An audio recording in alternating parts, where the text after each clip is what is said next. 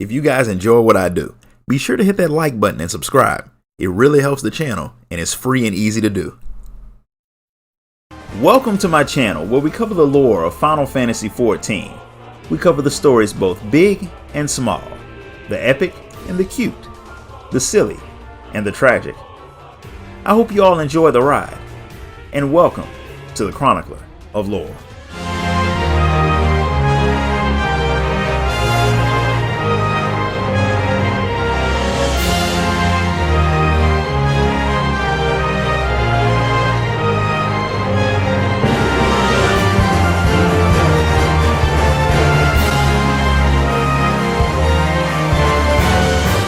While out in Dravania, Y'shtola and Cid get to see firsthand as a group of goblins activate a giant machine that is not a machine at all.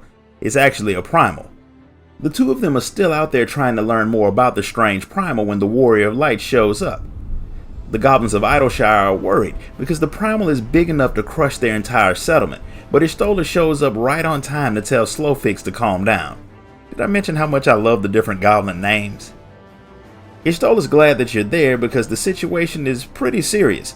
The shifting of the ether in the area proves that the big machine is in fact a primal. The good news is it stopped moving when it had barely popped out of the river. The bad news is there's no telling when it will start moving again, or what it will do once it does. The other problem is the thing is draining the ether from the surrounding area very fast and will leave the area uninhabitable in a few days if it's not stopped. Slowfix definitely doesn't want that since the goblins all only recently found a place to call home. Y'shtola doesn't plan on letting them lose their home either, so the Scions of the Seventh Dawn are officially on the job. But since this mechanical primal is so big, they can't just take over and deal with it alone. Attacking it will have to be done in two ways. Of course, there's the Warrior of Light's usual stabby boom boom method, but Y'shtola also wants to try cutting off its ether supply by separating it from the land. For that, she plans on getting help from Master Matoya, which will of course take time because the old woman wouldn't rush to do anything even if the world was ending, which is why Y'shtola has Cid keeping an eye on the primal. Since it is a machine, he'll probably be the best person to help you deal with it anyway. As expected, if the thing wakes up again, Y'shtola wants you to do everything you can to keep it away from Idleshire. With the plan made, Y'shtola heads off to talk to Matoya, while Slowfix sends the Warrior of Light to talk to Backrix, who should know where Cid is. You don't have to wait long to find Cid, because he shows up to talk to Backrix as soon as you get there. He knew the situation was bad, but once the Warrior of Light tells him just how fast the primal is draining the land's ether, he realizes that it's way worse than he thought. From what he's learned from Backrix, it's very likely that the Illuminati are behind this. They know how to summon a primal, and they're crazy enough to do it. Every story has some version of the Illuminati, and the group in Final Fantasy XIV is made up of goblins who want to control all of the world's technology and knowledge, and they have no problem killing people to get what they want. And since it seems like they're actually inside of the primal, the odds of them killing a lot of people are pretty high. Destroying the thing won't be all that easy since you have to find a way inside, deal with the Illuminati, then destroy the primal's engine, which will only work if it's actually a machine. And there's the problem of the barrier that's around the thing that has to be dealt with too. From what Backrix says, the barrier was there long before the primal. It popped up 3 years ago after a big earthquake. Roundrocks, another goblin, was there and she saw the whole thing. She's Slowfix's daughter and spends way more time collecting junk than the other goblins. In short, she's a hoarder. Young she may be, but she remembers exactly what she saw. The mechanical primal had rose up out of the water, which caused the earthquakes, which means this isn't the first time someone summoned that particular primal. But they failed the last time. So Cid's question is, was it the Illuminati who had summoned it before, or was it someone else entirely? A goblin that you all know well, who is apparently an expert on the Illuminati, Brayflox Alltalks, shows up, and Cid decides to talk to her to get some information on your enemies, while the Warrior of Light goes to help Biggs and Wedge find a way into the giant primal.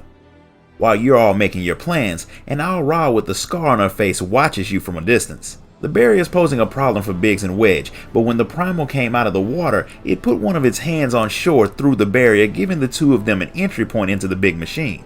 Of course it's locked, and there doesn't seem to be a keyhole or anything, so Wedge tapped into the Illuminati's communications and is trying to see if they'll mention a way to get into the thing.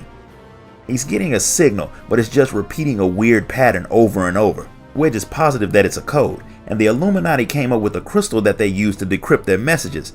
All Wedge needs is one of those, and he's positive that he can figure out the message. Unfortunately, he doesn't know where to find one, but Red Bricks thinks that Round Rocks might have one in her pile of stuff.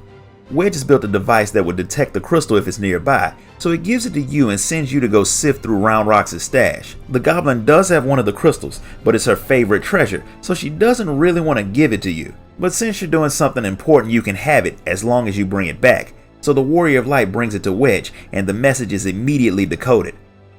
They're talking about some nonsense, but that's clearly another code.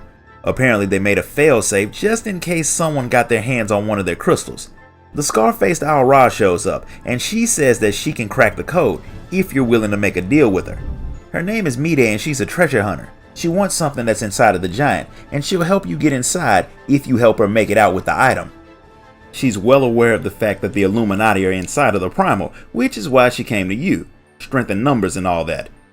None of you have any reason to object, so she tells Biggs how to open the hatch into the machine, and it actually works. The fact that the Illuminati were announcing the code to enter the place seems a bit weird to Sid, but it opened the door so he'll go with it. Unfortunately, Brayflox didn't know all that much about the Illuminati's plan or the primal, which means you'll just have to learn about it while you explore. Since the thing is technically a giant machine, if the Warrior of Light and his team follows the pipes and wires, they should be able to reach the core. Mide doesn't care as long as she gets to come with you. Sid would join you, but he has one thing to do first, so the Warrior of Light heads into the giant primal to deal with the Illuminati. The path into the primal is guarded by some very large and heavily armed machines that the Warrior of Light makes short work of, which opens the way forward for Mide and an unexpected Round Rocks who couldn't help but to sneak in after you in hopes of finding new treasures. The machine bits aren't what Mide is looking for, so she doesn't care if the goblin takes them. Apparently what she's after wasn't in the area at all, something that's pointed out by a group of newcomers who show up. It's the Illuminati, and their leader, Quick Thinks All Thoughts. That has to be the best goblin name ever. Mide pulls a gun on them, but one of the goblins says that they all have explosives on their backs, so shooting them isn't a good idea. Another of the goblins taunts you all, saying that the Enigma Codex is gone, and they've already started the Alexander Initiative, which is way more than he was supposed to say, since none of you had a clue what they were planning at all. It's very likely that Quick Thinks was going to kill the blabbermouth goblin, but Mide takes the opportunity to shoot at them, causing their packs to explode. And since they're so far away from you, the explosions only hurt the goblins, which gives you all time to run, but not before Round Rocks asks what is the Enigma Codex. It turns out that's the treasure that Mide is after, but she'll have to try for it at a safer time. Back safe and sound at your camp, you let Biggs know what happened. After you tell him about your run-in with the Illuminati, he figures that Alexander might actually be the primal's name, and since you didn't find its core, that means you have to do more searching, but at least you all managed to make it out of there alive. Biggs is ready to take another crack at finding the core whenever you are, and you should probably get started soon, since Wedge is hearing chants about death to the Uplanders coming through the Link Pearl. Seems like you may have started a war with the Illuminati after your last encounter, so it'll probably be more guards blocking your way the next time. As expected, when the Warrior of Light continues his trip into the core, the path is blocked by an army of goblins and their deadly tech that takes a lot of sword swipes to bring down. A lot of explosions later, the battle is done, and Sid, Mide, and Round Rock show up to admire your handiwork. We all knew that Sid couldn't avoid seeing the place for himself, so it was only a matter of time before he showed up in person. Sid's curious about what Mide is searching for, and she doesn't even try to hide it. She wants the Enigma Codex, which is a book that holds the work of one of the greatest masters of technology from a little over 100 years ago. It has plans inside for everything from machines that can run for a century to things that can make better cheese. Even selling a single page from the book would be worth millions. The most important bit of info in the book, however, is a plan for a walking citadel. That's the form that the Illuminati's primal took, since they used the book's knowledge to summon it, a fact that Mide already knew since she'd both seen and read from the Enigma Codex. The Citadel was meant to be a fully self-contained city with places to live and grow crops, so the people who lived there would never have to leave. Add to that the fact that the place was nearly impregnable and able to move back and forth, it became the perfect fortress, one that was meant to take the world's best and brightest to all the corners of the world so they could learn the mysteries of creation, all from inside of the fortress named Alexander. The Illuminati are hoping to use the fortress to gather knowledge in the same way. But this version of Alexander is actually a primal, which means walking it around the world would leave a trail of etherless wastelands in its wake, which adds to the extreme need to stop the Illuminati as soon as possible. There seems to be a problem on the Alexander front, but Sid's already working on fixing it. The communications that Wedge has been picking up have been bugging him for a while, because something about them just don't make sense. The Illuminati have already made a base inside of Alexander, which means they had to have found a way through the barrier. So why did they need to use the hatch that's sticking outside of the barrier at all? And why are they sending out coded messages on how to unlock a door that they both don't need and should have already unlocked? The answer is simple. The Illuminati must have a spy in Idleshire that was using the hatch to go back and forth. The spy probably knows that you've all broken the code, which means he or she won't be able to use the hatch for a while. That means the spy will need to make contact with the Illuminati soon, so Sid had everyone clear the area around the entrance so you all could watch for the spy, then follow him. Before the words are fully out of his mouth, Wedge gets a call from Redbrick saying that Brayflox went inside of Alexander, but there's no way that she's a spy for the Illuminati, so someone had to be pretending to be her. Whatever the case, you all race off to find out what exactly is going on. You all chase the goblin through more of the giant primal fortress, fighting your way past monsters and what looks like a human-shaped Capri Sun, which has to be the strangest security guard ever, before the Warrior of Light, Sid, Mayday, and Round Rocks catch up to the spy. Quick Thinks All Thoughts and a few of the Illuminati members arrive to give the spy a chance to report that whatever the Illuminati was searching for has been found. Then they shoot him. That's not really the best way to inspire loyalty in your subordinates, but Quick Thinks isn't really worried about anything other than completing his mission of bringing the world into harmony by weeding out the useless parts. He knows that Alexander will suck the life out of everyone outside of it, but those the Illuminati choose will be safe inside its walls. They will get to live on as masters of knowledge who will rebuild the world better than it was before. He figures that the smartest uplanders will join him, and the stupid ones don't deserve to see his perfect world anyway. Instead of killing the goblin like he should have, the Warrior of Light just watches Quick Thinks leave. Sid is convinced that the goblins are insane, but Mayday doesn't see it all so black and white as that. They are following the plans laid out in the Enigma Codex, but they are rushing the process, which is why it seems so bad. That part doesn't make the Illuminati crazy. The fact that they're crazy makes them crazy, but anyone could do a lot of harm in an attempt to do good if they aren't careful, and that doesn't necessarily make them crazy. She's clearly not talking about the goblins, but whatever or whoever she's thinking about, she's not interested in saying more at the moment. But she does think that she can stop Alexander if you can get her to the core. From what she read in the Enigma Codex, she knows that the core is nearby, but she's not sure how close you are to it. Round Rocks has been paying more attention to the path that you've traveled, and since the core is in the chest, she's able to point you all in the right direction, but it definitely won't be unguarded, so you all head out to get prepared to charge into the core. You don't have long, because if the Illuminati fully wake Alexander, they will be all but unstoppable, so the Warrior of Light repairs his gear and heads into the core with Mayday. It's guarded by yet another very sturdy machine, one that takes a lot more punishment before it's taken down, but after hitting it enough, it explodes just like everything else.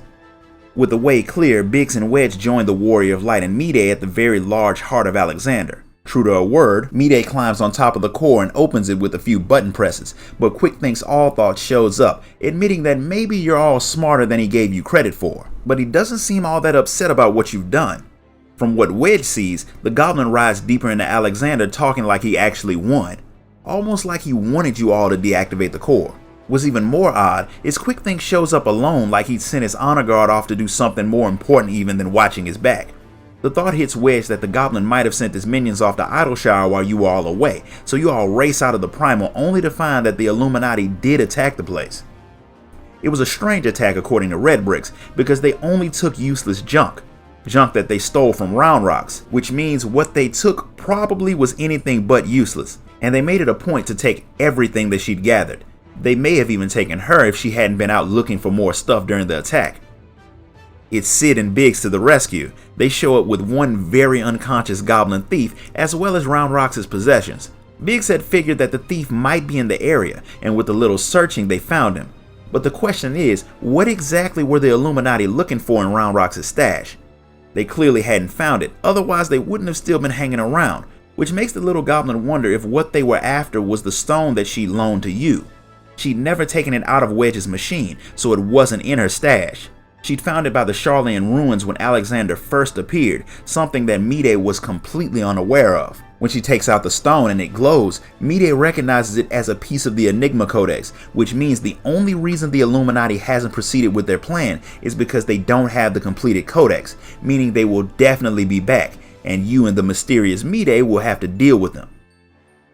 This concludes the first part of the Alexander storyline. If you enjoyed this video, hit the like button, subscribe, and drop a donation to help the channel keep moving forward. Until next time, guys, later.